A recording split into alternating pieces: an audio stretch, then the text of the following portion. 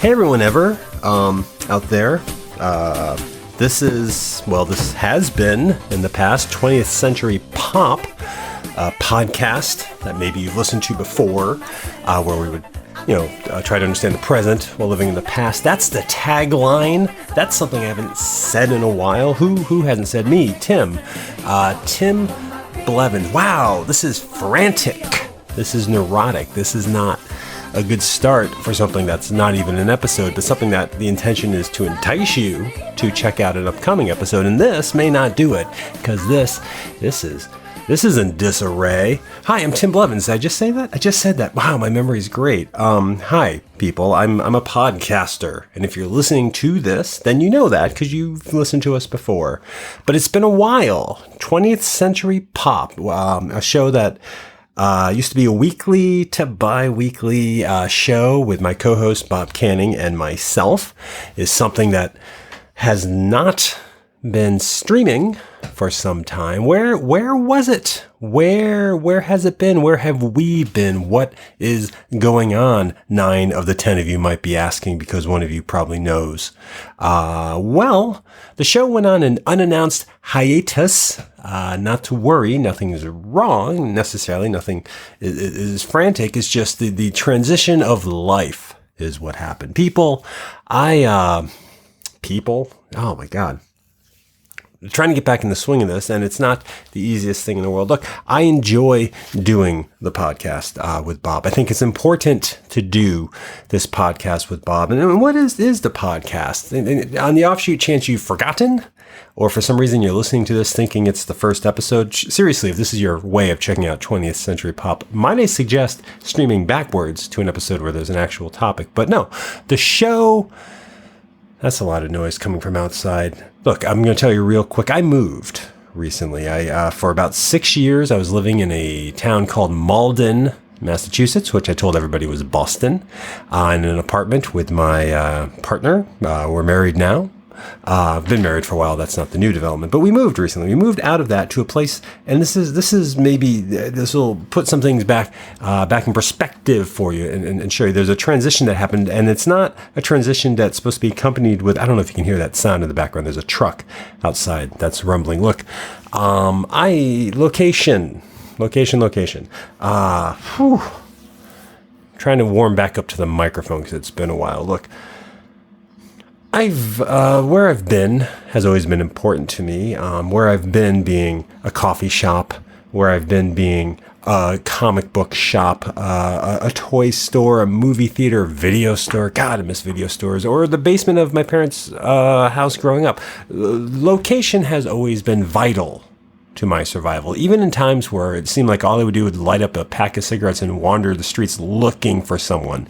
There were streets that were at least in a neighborhood that contributed to my perception of the world and benefited in my own mind for my presence in the world, and I could soundtrack it with the music I liked, decorate it with the posters in my room, carry around the comic books I wanted to read. Basically, location, people, where I was has always been important to me. I don't think that's saying anything spectacularly new. I don't think that's different. I think most of us need a home base or a local watering hole or a sitcom-like work environment or something that is where we go to feel familiar. And I haven't had that. In a physical space for a long time. I'm definitely, it's not my 40s. That's not the physical space I'm enjoying. And it wasn't Malden, the place that my partner and I was living. And it wasn't the job I have. I mean, it's a good job. I do well, the job that pays the bills, but it's not what I want to do. So that can be difficult because when you don't want to go home, when you don't look forward to going home or going to whatever place it is, when you don't find security or comfort in going to places, you tend to feel untethered. You can't put your foot down if you got the 1, feet if you got 2 or more, 8 if you're like an octopus. If you can't do that, it's very hard to grasp where you are at life, to gauge where you are at life, and it's very hard to move forward. And look, I did not like where we were living. I did not like the surroundings. I did not like the mindset. And one of the few saving graces in that scenario was my partner. Thankfully, we're still together and living together. So that's been a security and steady. But to keep in touch with my past, because apparently my past means so much to me, because that's all I talk about on this fucking show that hasn't been up in 2 months. That is really noisy outside. If you can't hear it, this is a crappy microphone and I appreciate it today. If you can hear it, I'm sorry. There's no way around it. It's just a lot. Well, it just stopped. It just stopped. Okay.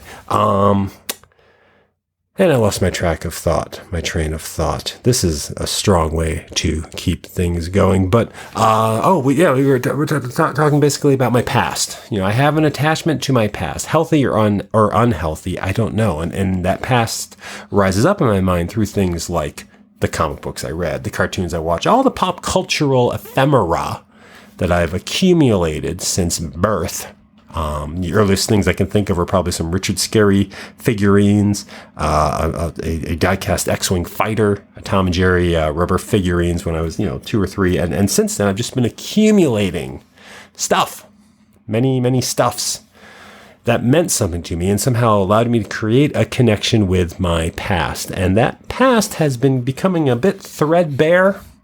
It's been wearing down a little bit. It's been difficult to maintain my footing because I haven't enjoyed where I've been living. I haven't enjoyed the mindset of that place.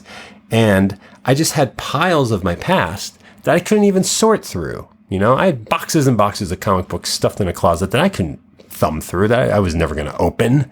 There were too many to sift through. I had boxes of action figures shoved under the bed that I just didn't see, and the ones that I did see were scattered throughout the house, always falling down, needing to be dusted. There were a few shiny or meaningful pieces of memorabilia, a Sharktacon, a Silver Surfer action figure, a bunch of Transformers, really, but also certain posters, books, even albums, just things that were out, to remind me of this past. But as the house we were living in that we didn't like became less and less of a home, and became a little more decrepit as we allowed cobwebs, mice, and just the general malaise of not wanting to be somewhere to overtake it, it just became a junk pile, and it wasn't comfortable to be in.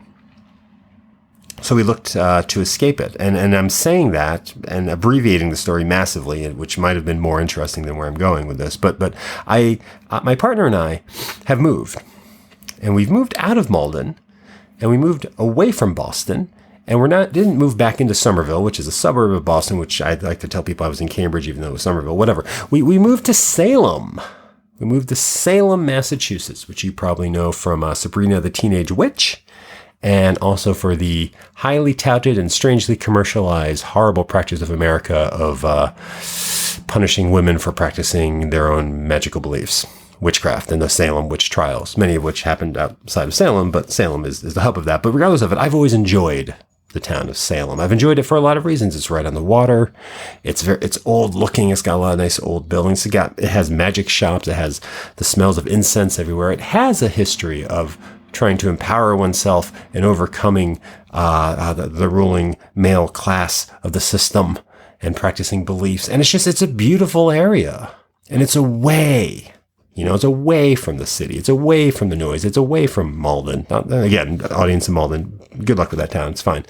But we've always loved Salem. And years ago, like right before we moved to Malden, in fact, which was 6 years ago, we looked into moving to Salem, and it just seemed unobtainable.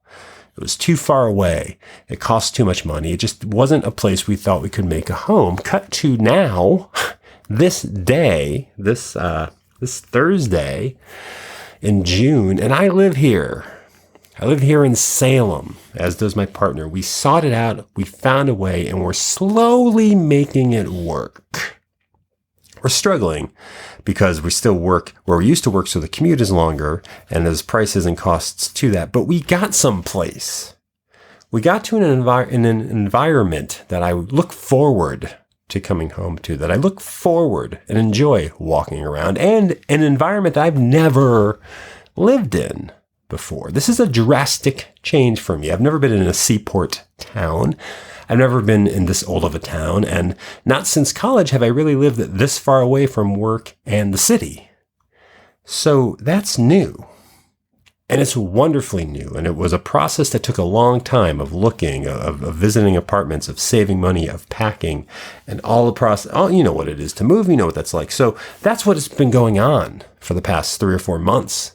a massive plan to redirect our life, and a plan that was set in motion 8 months ago when I randomly picked April 1st as the date that we had to be out of Malden because I was sick of it.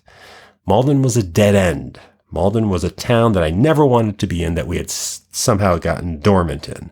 Salem was new, is new to us. It's old because of the history of it, but it was the place we wanted to go. So moving here has been a big deal and big ordeal. And I won't go into all the details of it. Suffice to say, short to say, I'm looking forward to settling in, to building a life here, to slowly transitioning a lot of the practices that my partner Allison and I have accumulated over the past 10 years of being together. But even before that, I mean, I've been Boston based, or considered myself Boston adjacent, since 1993.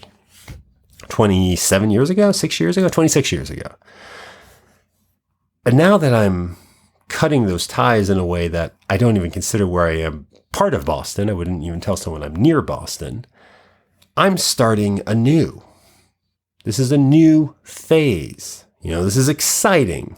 So that's happening. And so that's, and the stress and pressures of that made it difficult to find time to contact my friend Bob Canning and record the bi-weekly episodes and recordings we do for the show. So that's why the show has been stalled out. I've been in the middle of this massive transition. But that was a lot of details that are probably not of interest if you save this. Something happened in the move. Something happened through the course of moving here to Salem, to me directly, that I think is good. I think it'll impact me in a big way, a difficult way. Already I'm feeling the pangs of this occurrence, but I think it'll impact the show. I think it's relevant to the show. The reason you're listening to this, if you still are, and thank you for sticking through it, isn't because you're curious about Tim Blevins, the human being. You're curious about Tim Blevins, the podcaster, and his show about pop culture of the 80s and 90s and the retroactive looking back on it and when, how it impacts you and getting older and all that wonderful bullshit. So what happened? What needed to happen and what did happen, and what I think will have far-reaching effects, again, on myself in this show, is that in the process of moving, this difficult process of moving, I took a long, hard look at what I've accumulated. The previously mentioned, 12 comic book long boxes, the plastic tub after plastic tub of action figures, the 3 bookcase full of CD jewel cases, each with a CD in them. I looked at all of this raw material of pop culture, and I realized I've been traveling from house to house with it. I would always scoop it up, pack it up, and travel with it. Somehow, the comic book boxes are a hassle to move up and down the stairs. The CDs take up space, and the action figures, I just don't, where do you put them after a while? It's a lot to dust. So in prepping for this new move to Salem, as the process was building, I realized I don't want to lug these things with me. It's not that I did not want them. I pride myself on the comic book collection. I'm really attached to seeing the spines of the CDs to pull out. I love the action figures from the past 40 years of my life. I don't want to be rid of them, but I don't want to carry them and see them stacking up in a closet in the middle of the room, or not be able to store a winter coat or a vacuum cleaner because the closet is already occupied by a bin of Lego figurines. I did not want to travel with them. I wanted to have them, but I didn't want to physically bring them with me. So, in a body horror-like metaphor, I sliced them away, in a way, from my being. The physical remnants of these things I cut, massively, sliced right down with no anesthesia, starting with the comic books. I gave away my comic book collection. Allison, my partner, pulled out some issues she liked. I happened to have my Dazzler issues and some Indiana Jones issues that were stored elsewhere, so I still have those. But every comic book I've ever accumulated, read, and felt meant something to me in their box was taken. Not selectively, not sold off, just given away and taken to a good friend, Coleman Concannon. He has his own podcast. I don't know what it is because I'm a horrible friend. I should say acquaintance, so I can't promote it. But he took my comic boxes. I asked him and he wanted them, so he took them. So they're gone. A massive hole in that closet the day they left. A relief knowing that we didn't have to move with them. And now a strange hollowness because I'm like, wait, I can't thumb through a bunch of old X-Men issues. I can't reread my Transformer issues because those actually, I did pull those and I mailed those to my friend and cousin Mike Rohr so he would have those to read. Because again, these are people who want to see them. Coleman will read these comics. My cousin Mike will read these comics. I love these comics. And I would think about and I would sort through and look at the covers, but I was just storing them. So we gave the boxes away. And honestly, that's like 6 trips down the stairs. Eliminated. So that's helpful. Boxes and boxes of toys were still there. Old action figures. And I sorted through them and I pulled out the ones I want. I found there's a lot of broken toys in my collection. There's a banged up Ninja Turtle party wagon from the Playmates line of the 90s. There's some Transformers missing pieces that, a Ratchet that doesn't have its backing anymore. Some of the Jets and they're missing their wings. I had a lot of plastic. And some of this shit, if that's how you review it, is worth money on eBay. Some of it in its pristine form would be worth a lot of money. And there's an effort where you can go through with eBay and selling it away. But honestly, packing is such a monumental Herculean task or whatever the reference is. So I just scooped these items up, sorted through them, picked out what I wanted. My Sharkticon, my Gem and Stormer action figures, an R2-D2, a Grimlock, a Silver Surfer that I think I already mentioned. I pulled some out, but most of them got tossed into garbage bags, got tossed into boxes that were donated, just got tossed away. Unrelentingly, I pushed these things away. And I already regret that. A few years ago on the podcast, I talked about selling my Ninja Turtle blimp on eBay and the difficulty of that. But at least in that case, it was going to someone's hands. I was getting money for it. And it wasn't something I had up. Some of these toys that I got rid of were things that had been out, had been laying around. But I threw them out because those I didn't know how to divvy up. I didn't know how to hand those off to someone because nobody in the immediate vicinity wanted to play with them. I'm sure I could reach out on eBay, but the time and effort it would take to sell those was too much. So I threw them away. Again, saved multiple trips down the stairs, but more than that, now I don't have to find room on the TV stand or the kitchen table or even the desk that I'm sitting at right now to pose more action figures than I need. I can have a few loose ones there for the comfort, my Hexadecimal, my Dazzler, the pre-mentioned Sharkticon, these little Lego figurines. I can have those on the desk and play with those, and that's great. But the massive amount of what had started to become clutter, another X-Wing fighter miniature, parts of Captain Power and the Soldiers of the Future, I got rid of those. So I didn't have to stuff them somewhere, which again, gives more space for hanging clothes or storing a dustpan or boots or whatever it is that adults, I guess, use in their apartments. So that was ridding myself of toys, because I threw them away. I moved here. One of the first things I packed, well before we knew we were moving to Salem, I started to have in my head this idea that packing would take a while. That was a jump, by the way. But packing would take a while. So the first thing that I packed up months ago, I'm going to say like 5 months ago, was my CD collection. I had digitized most of it. I have Google Play, so I can listen to albums I want on Google Play. And there are some CDs that aren't out there, so you have to have them. But I wasn't spinning the CDs on a regular basis. I had a CD player hooked up, but mostly I listen to music on my computer now, on my phone and my headphones and whatever. So the CDs that I still had out, they were alphabetized. I enjoy having them there. I could pull stuff out if I wanted. I could show people, hey, this is what I listen to. This is my identity. I had packed those up. In a box. Multiple boxes, too many boxes, and had them stuffed, just in the corner of the apartment. It cleared off the CD shelves. I think we wound up putting DVDs on them or something. But the fact of the matter is the CDs were packed in boxes. First thing packed, totally forgotten about. So when we moved, with all the boxes we were moving, we moved the CDs because I wasn't going to throw out the CDs. I threw out some loose mixed CDs. Sorry, people who have given them as gifts. I know you don't listen to mine. I didn't listen to yours, so I threw them out. Some duplicates, some empty cases. But for the most part, I moved with a numerous amount of probably 3 or 4 trips down the stairs of CDs in boxes. And we brought them to Salem, and those boxes, when we got here, first thing I stuffed in a closet. So I'm like, all right, I packed these up. We don't have shelf space for them. Let's put these in the closet. And it's box on box on box on box in the closet, taking up space. And the jewel cases are in there. And I know they're in there, but I couldn't give that space up. It's a smaller apartment. It's a beautiful apartment, but it's smaller than where we were. So we do need to make use of some space. Plus, I want some nice things. I want an ironing board. Maybe. I don't iron, but I want to be able to have the board. I want to be able to put the broom out of sight.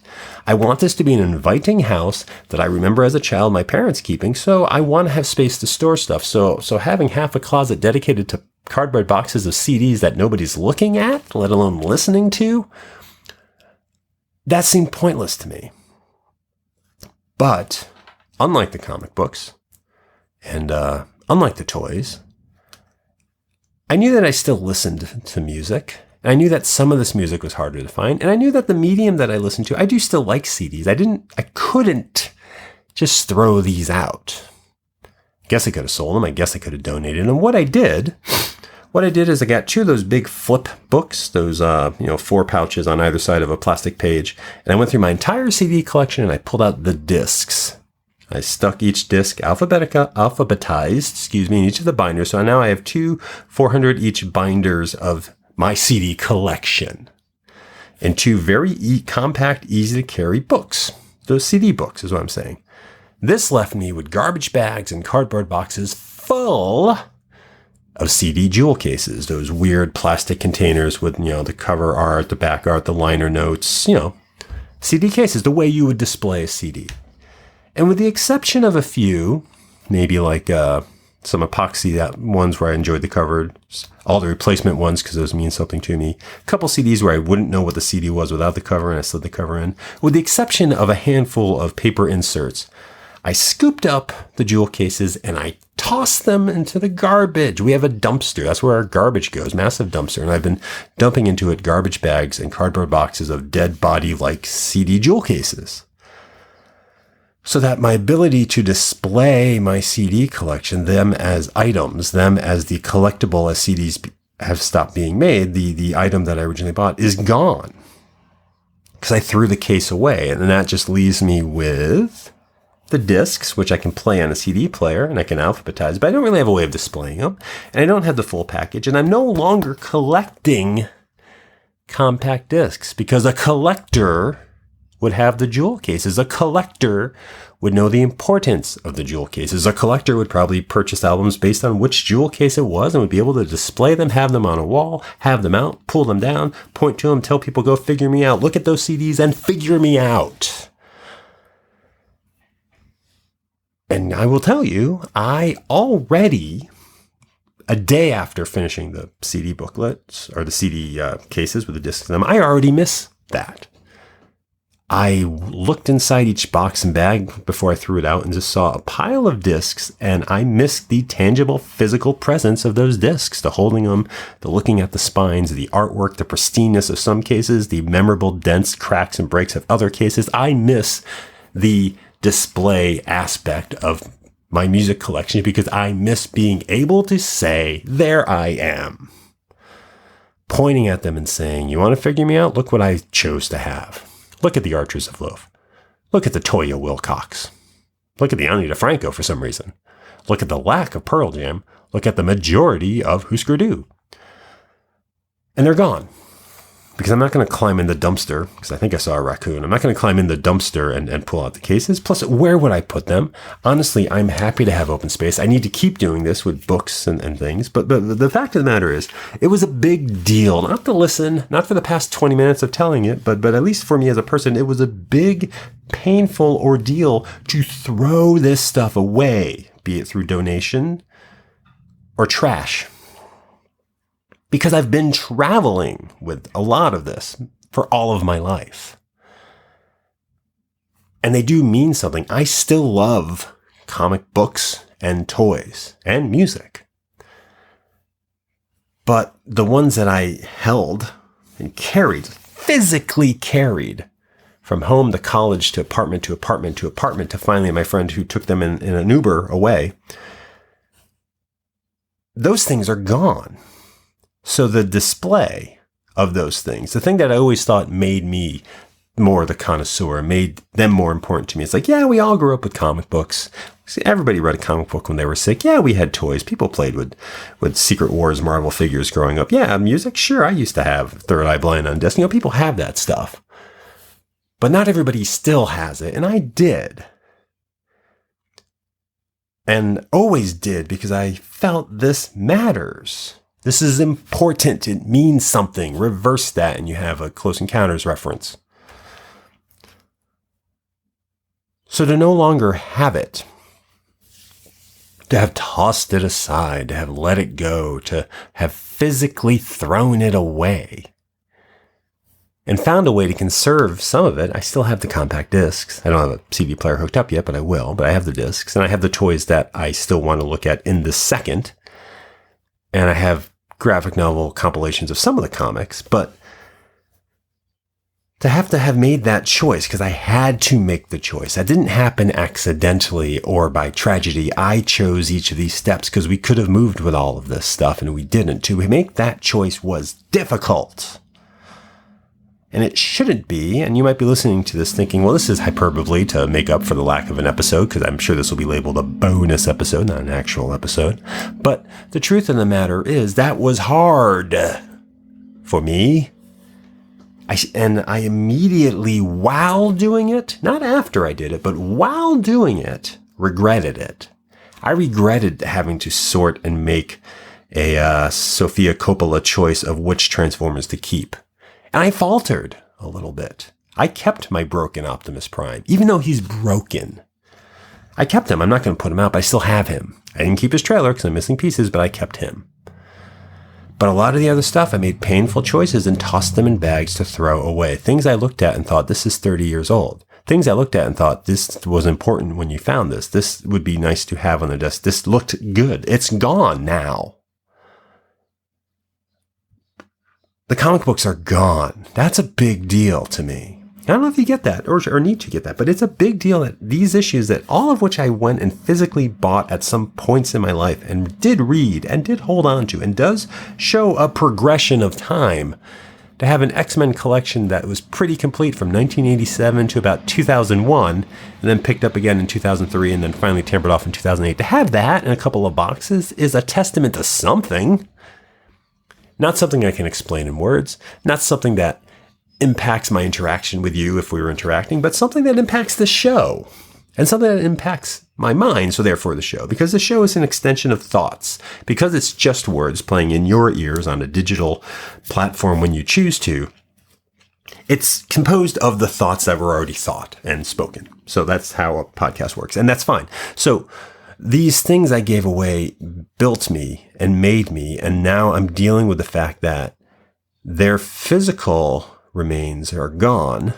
So the resonance, the echo, the impact that makes you who you are, made me who I am. Now it's a little untethered, you know? Now it's a little less obvious. People aren't seeing it, but I know it. People can't, see how the size of it, but I know it. I can't physically flip through it, but I know it, or I'm trying to. I mean, it's heritage, it's family. It's how we deal with loss of family when somebody dies and they're gone. They leave a resonance. And to a degree, these things died because their physical bodies are gone. As a collector, I'm less of a collector now. As a pop culture connoisseur, if that's the pronunciation of the word, I'm about to say it again, probably wrong. I'm no longer a connoisseur. I have the things. That was almost a George Takei impression, but it wasn't. I have things that matter to me. I have the books that I still want to read, and I do still, you got to understand. You don't have to understand. I'm expressing it. I'm still sitting in here looking at 2 Dinobots, Omega Supreme, 2 Gem Dolls, Stay Puft Marshmallow Man. I still have remnants of it. We always do, or I always do. But I unloaded a lot of it because honestly, it was exhausting. It was an effort. It would slow down, and it was just it was a burden. And if you're just tucking something away in a hole in the space of a closet because you had it, you're not going to notice that till you move to a place that doesn't have that space. And suddenly you're like, oh, right, I got by without this. And that's not to say if I had kept the comics, that there wouldn't have come a day where I'm like, you know what? I'm going to reread Identity Crisis. I'm going to go back and see what the black and white Ninja Turtle issues originally looked like. That could have happened and could have with the comics. And now it can't because I don't have the comics. I can get facsimiles of them, but I don't have them.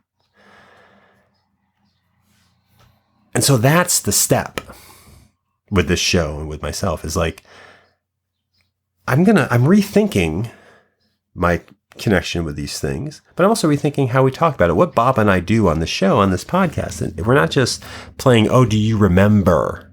We're not just saying, yeah, remember Jason and Wheeled Warriors? Yeah, I remember Jason and Wheeled Warriors. Remember Bionic 6? Well, I remember 5 of them. We're not just doing that. And there are shows that do that. And if that's what you want, you find those shows. This show, 20th Century Pop, its importance and why I've missed doing it, well, because I miss talking to Bob, really, is the main reason. But why I miss putting it out there is I think there is a narrative in the show that is slowly coming to light. And I don't know when it'll reach the conclusion. I hope not anytime soon, because I want to keep doing this, at least bi-weekly, if not weekly. We got to figure that schedule out anyways. But there's a narrative coming to the surface that is not that it's less about pop culture, but it's very much about who Bob and I see ourselves as now. And who are we becoming and how do we become that? Because I can't speak for Bob, but for me, there's a lot of resistance in becoming someone new, someone different, evolving. There's resistance to evolving, which is why I've hoarded and held on to a lot of this stuff and why I talk about it and why I still relate to the world through the filter of it. And that's fine, but there is something that needs to evolve, move a step forward, mature, get a little closer to death. That's what it is. As we leave these things behind and start to drop off things, as we start to cut the ties and whittle down and pare down what we have, we become a little more barren. And when we get to the end, we'll have none of this except the memories. As I get older and move from house to house, I'm going to have less and less Lego figurines out. It's just the reality of it. Probably going to have less videos and video games. Should probably be called digital games right now. They're still called video because you look at them, but whatever. Because as you get to your twilight years, which I'm not near yet, and who's to say I'll even make it to that? Apocalypse or poor choices could influence that, but we basically work towards lightening our load so that everything becomes memory, so everything becomes thought, so everything becomes our experiences in our head that are twisted, turned, and perverted. Because you can't hold on to it. I can't hold on to being young anymore because I'm almost 44 and that's not young. It's not old, but it's middle age and I need to be that. I need to think about what that means. That doesn't mean all of the all the aspects that society says we should be focused on. I'm not getting a 401k or Y2k or special K or whatever that is.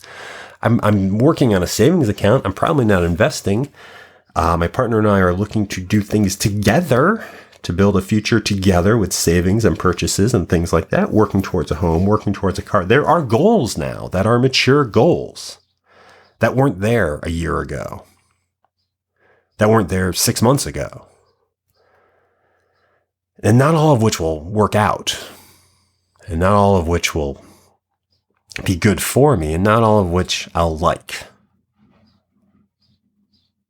And there's still space for the past, for things I used to do. I can still sit around and watch movies and talk through them. I can still wander toy stores if you can find one. There's some here in Salem. They're wonderful. I can still go to the coffee shop and write like I did today. I can still fiddle with this Perceptor Creo Transformer figurine that's in my head right now. I can still do this. But I have to make space to do some other things.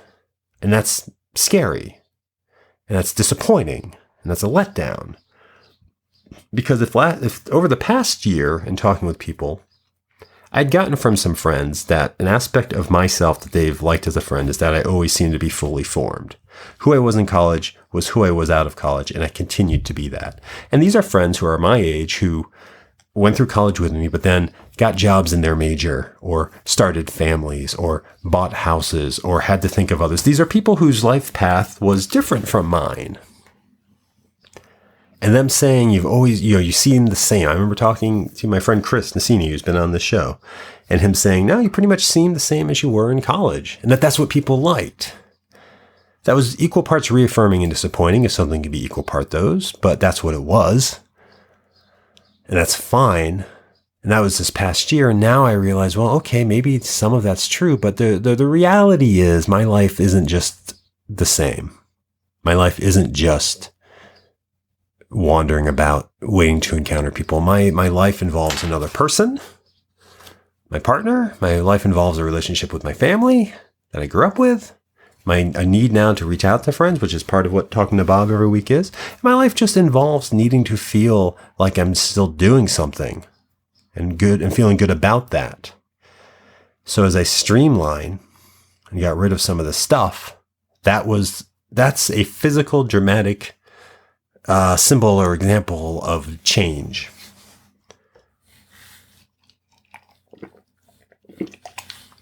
Sorry about taking a sip on mic. My mouth was dry. A sip of water, I might add. This move, this symbolic physical move, and this purge, this symbolic plastic purge, were both necessary to my survival. And that doesn't mean I was going to die in Malden. It just means I wasn't going to be anything. I couldn't be the person I used to be because I was in Malden unhappy, and the person I used to be wasn't in Malden and was a different kind of unhappy than that unhappy. But I couldn't move forward. There was no way to move forward in that house with all of that stuff. So this shift, this move, this shredding of possessions and everything else that goes with it is an attempt to survive. And how that impacts the podcast is, I think this podcast is more personal than I realized. I always thought we have the topic and that's what we talk about. But the few episodes before the break that we took, the hiatus that we took, there was an OK Soda episode. There was a Hootie and the Blowfish episode. Listening to those episodes, I was surprised at how much of the conversation wasn't specifically the topic. Wasn't specifically the tracks of the album we were talking about or the soda commercials that I thought we were going to talk about. They were really about who we were then and who we've become and the difficulties we were having. And again, I can only speak for myself, but I have a difficulty of accepting a place in society. I have a difficulty of belonging to something. And I have a difficulty because I still don't want to just settle. And I say settling. I don't want to just fit into the form of survival that works best for so many people, which is financial stability, a home, and a family. I have an apartment that I want to set up.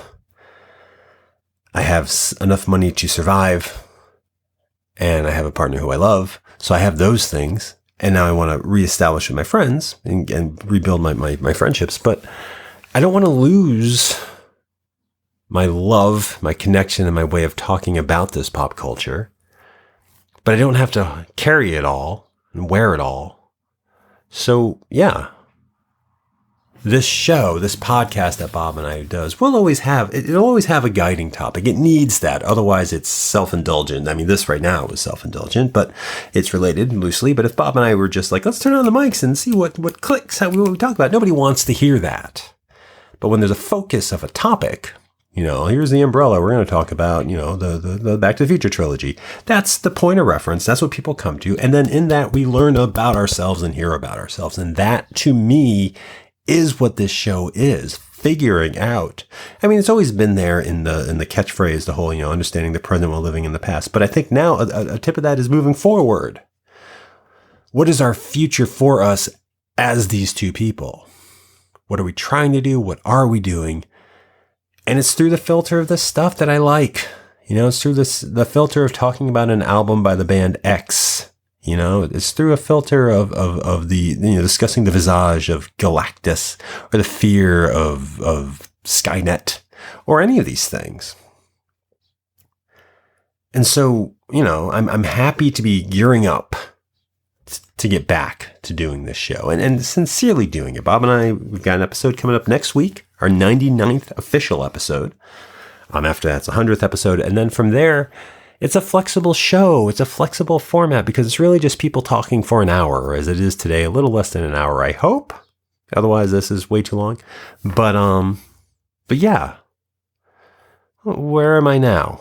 I'm in Salem. What does that mean? It means I moved and I got rid of a lot of stuff. How does that impact you, a listener? I think you're going to hear it. something is going to be different. Not a different show, not a different host and co-hosts, but I don't know. I'm poised. I'm on a precipice. I'm on the verge of maybe being, I don't want to say comfortable because I've never been comfortable. But I'm on the verge, I think, of at least feeling like, oh, that's me, which I haven't had in a while. And again, in regards to this podcast, I come closest when Bob and I have a guest and I have a conversation where something personal and painful comes up, because that is when I feel the most alive. And I think you're going to hear that more on this show. I mean, it's still a light podcast. It's still a comedy podcast. It's still about pop culture. But now I feel like I am comfortable exploring not just how I got here, but where I'm going, because I'm finally moving forward. There's finally some momentum, and there hasn't been momentum for me since this podcast first started in 2017, which was the last big push of doing something creative. And it's great. It's great that Bob and I put our minds together and came up with the show and learned how to do it, for almost 100 official episodes plus bonus episodes. So for 2 years. 2.5 years, we learned how to do that. So that's great. So now it's moving forward with some new momentum. Where we were, where we are, and where we're going, blah, blah, blah. I was trying to quote Back to the Future, but I didn't. Pitfalls to promise something. I don't know the line. But look, I really thought this was just going to be 10 minutes, not 42 minutes or whatever it is. I just wanted I wanted to see if I could still do this into a microphone, which I can. But I wanted to let you know, listeners who have listened to us, that I appreciate having listeners. And I'm glad to have the show, because the show isn't a friendship. It's working with a friend, and that he and I have that connection. But to put this out there as a show, there needs to be a purpose. And that purpose is to get to an audience. And you as an audience, being patient and coming back to this and listening to this today, that means a lot. The fact that you agreed to listen to this, the fact that in 2 months, you probably didn't think about the show, but you didn't, seeing it come back up again, you're like, oh, I'm past that. You came back. So thank you.